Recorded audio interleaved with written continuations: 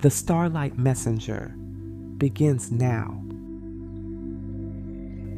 Tonight, something has shifted. The sky is still there, the stars are still above you, but the ground beneath your feet feels different. You begin to walk the same way you did before, slow, steady, present. But after a few steps, you notice it. The path is no longer clear. What was once familiar, what once felt defined, has softened, blurred, faded into something less certain. You pause, not out of fear, but confusion, because this part wasn't supposed to change. You had just begun to trust your steps. You had just found a rhythm, a sense of direction, a quiet understanding of where you were going. And now, there is nothing in front of you to follow. No clear line, no visible trail, no reassurance that the next step will land where you expect it to. Just open space and the quiet question of whether you should keep going. Your body tightens, just slightly. Your breath becomes more aware. Your mind begins to search for something to hold on to, a sign, a direction, a reason to move, but none arrives. And that absence feels louder than anything you've experienced so far, because clarity is comforting, knowing is grounding, and without it, you feel exposed, uncertain, unanchored. But still, you're here, still standing, still breathing, still aware. And something in you has not panicked, not fully, not completely, because beneath the questions, beneath the hesitation, there is something quieter, something steady, something that hasn't disappeared. Even though the path has, you feel it before you understand it. That subtle pull, not forward, but inward, not telling you where to go, but reminding you that you can still move, even now, even here, even without clarity. You take another step, carefully, not because you're afraid, but because you're aware.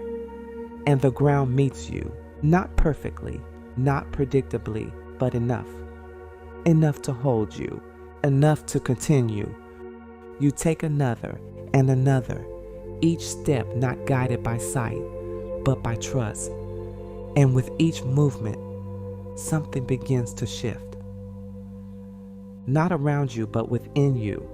The need to see the entire path begins to loosen. The urgency to figure everything out softens, because you realize you are still moving, even without answers, even without certainty, even without a visible direction.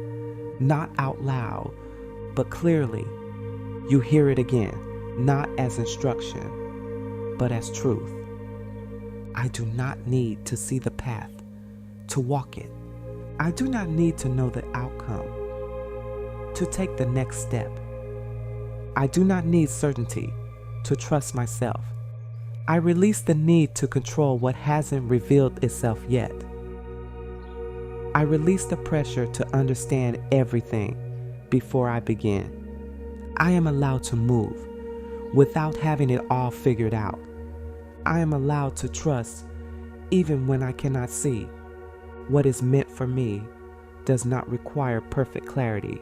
What is meant for me will meet me as I move. I trust my steps, even when they feel uncertain.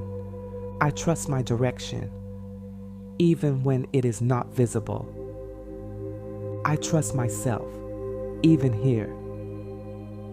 You exhale, and this time, it feels deeper, not because everything is resolved, but because something has shifted.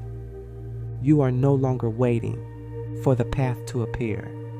You are no longer standing still until clarity arrives. You are walking, not blindly, but willingly. And that changes everything. The space around you remains open, unmapped, undefined, but it no longer feels threatening. It feels possible because you understand now that the path was never something you were meant to see all at once. It was something you were meant to create, step by step, breath by breath, choice by choice.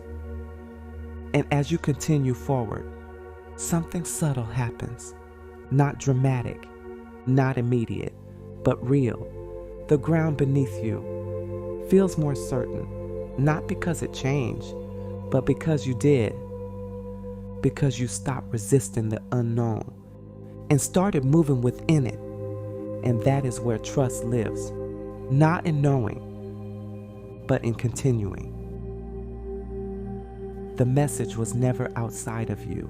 It was always waiting for you to listen. Stay with that and trust what rises next